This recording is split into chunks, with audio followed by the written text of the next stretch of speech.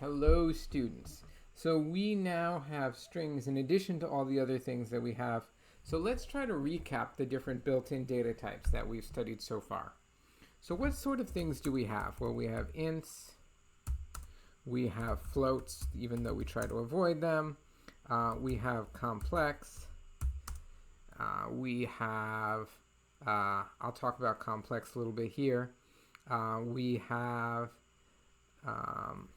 sets, lists, dicts, and now strings. So these are the ones we've studied. We haven't really talked about the complex numbers very much. So one thing is that Python was created by Guido van Rossum. He's not a mathematician. And when it comes to complex numbers, some people use I for the square root of -1, but in electrical engineering, J is more popular. If you're a mathematician that studies the quaternions, you'll probably have no problem with J because you're using I, J, and K. They're all square roots of -1. But it might seem a little strange to you when you first write something like 1 plus 2J. So this would be the normal, this would be the same thing as 1 plus 2I in mathematics. And you can deal with complex numbers. I don't want to make something complex. What I want to do is I want to see if it recognizes that this is a complex number, and as you see, it does. And Python's very good at doing all the basic arithmetic that you would want with complex numbers. Let's multiply it by its conjugate. That should make the imaginary part go away. And as you see, it does. I get 5 plus 0j. So even if you don't know much about the complex numbers, know that Python can handle them. Okay, so let's talk about these things here.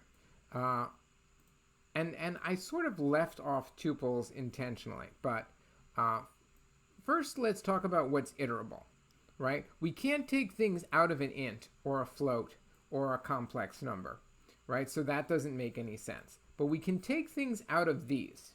So these are all iterable, these are not. So iterable, set, list, dict, and string. And you can just see that they're iterable because we could try to do I for I in, and any of these. If I go for a set, I can grab the elements from the set. If I go for a list, I can grab the items from a list. If I want a dictionary, 1, 2, 3, 4. This grabs the keys, but I can actually grab the values as well.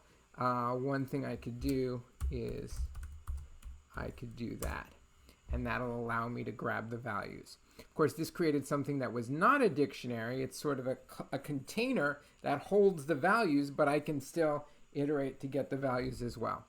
But when I say that we can iterate over dict, I'm just talking about basically a simple dictionary, and we grab the keys if I do this.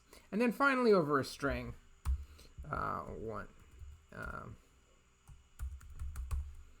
boom.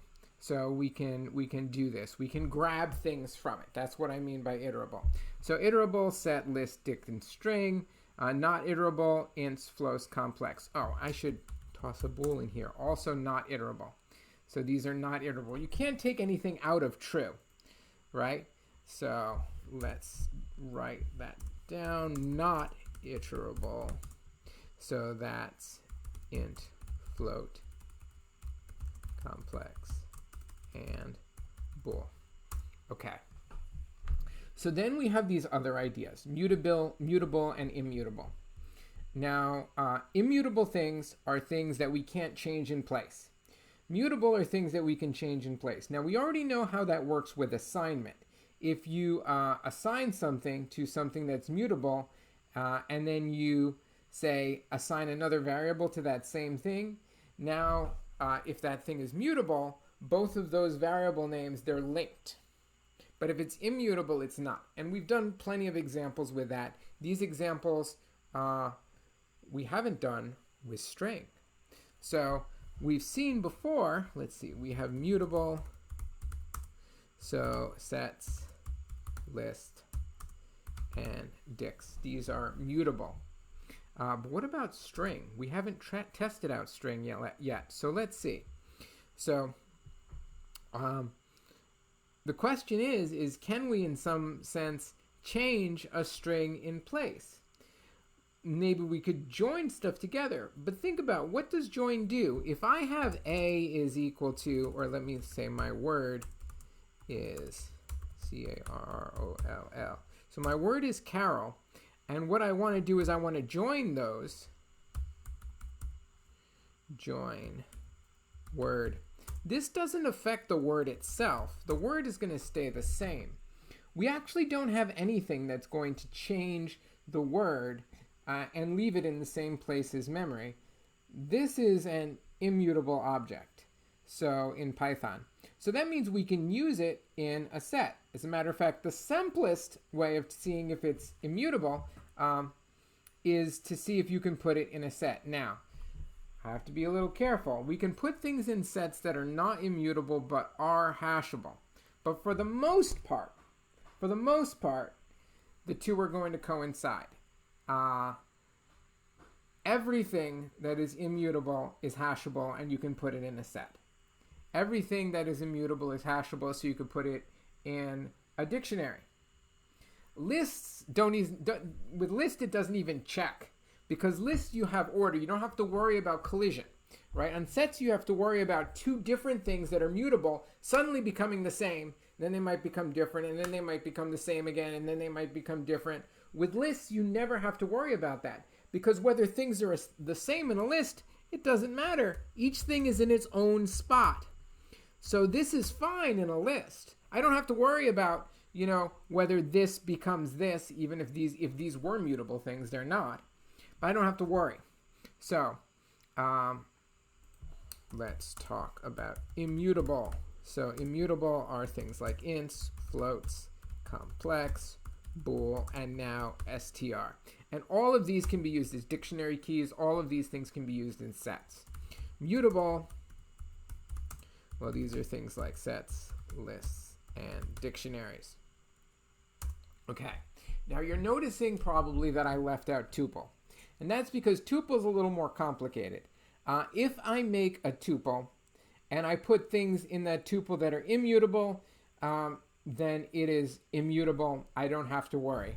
For example, I could have a set with 1, 2, 3, 4. If these things were mutable, then it would not allow me to put them in the set unless they were hashable. But like I said, for our purposes, we're not even thinking about that. For the kinds of things that we're dealing with, we can assume that it's going to coincide. If you have a tuple that has a list in it, things just got a little more complicated. So we don't have to dwell on that for now. But we might not want to put that in our set, as you see, because it's not going to be hashable, because we put something that wasn't immutable inside the tuple.